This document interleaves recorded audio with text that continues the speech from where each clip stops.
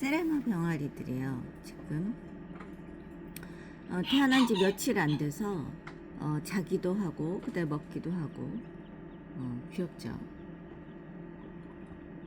그리고 제가 지금 파각될 알들이 있어서 37.6도, 습도가 74%. 이것도 지금 이제 인천 관상닭이나 그런 쪽에 이제 갈 예정인데, 지금 보시면 여기 지금 밑에 제가 풀을 깔아놨어요. 왜냐하면 이게 이제 오늘 내일 파각할 거거든요. 근데 이 반대로 이제 파각을 하게 되면 잘못하면 이제 밤에 제가 자잖아요. 그랬을 때 죽는 경우가 있더라고요.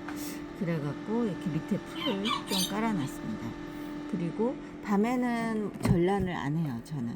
그리고 낮에만 한 2-3시간, 어쩔 때 4시간에 한 번 할 때도 있고요. 그 다음에 뭐 1시간에 한 번씩도 돌릴 때도 있고, 그러니까 집에 있을 때 자주 돌리고 나갔을 땐 좀 안 돌리는 경향도 있어요.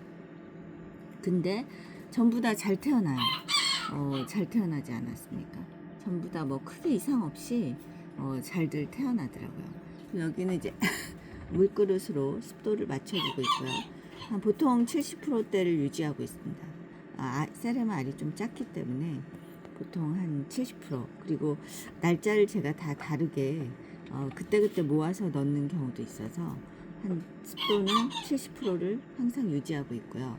그 다음에 파각시, 그러니까 알이 톡 하는 게 아니라 조금 더 깨졌을 때는 한 75% 정도에서 76% 정도를 유지하고 있습니다. 귀엽죠? 잘들 태어났습니다.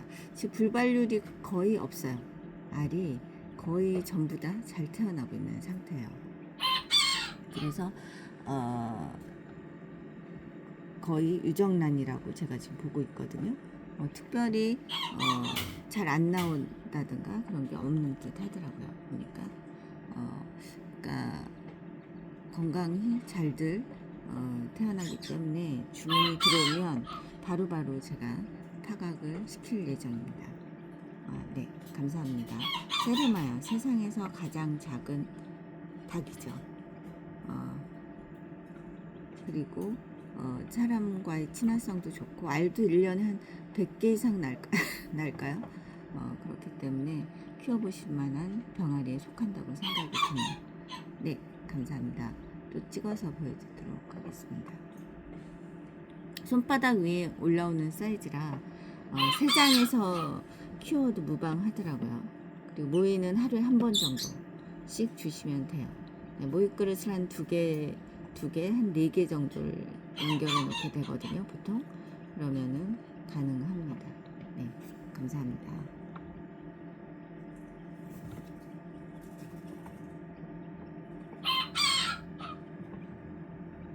얘는 실키예요. 실키 병아리인데 인천 관상닭에서 알을 이제 한 2알 갖고 오셨거든요. 그래서 제가 이제 넣어서 부화시킨 녀석인데 나름 귀엽네요.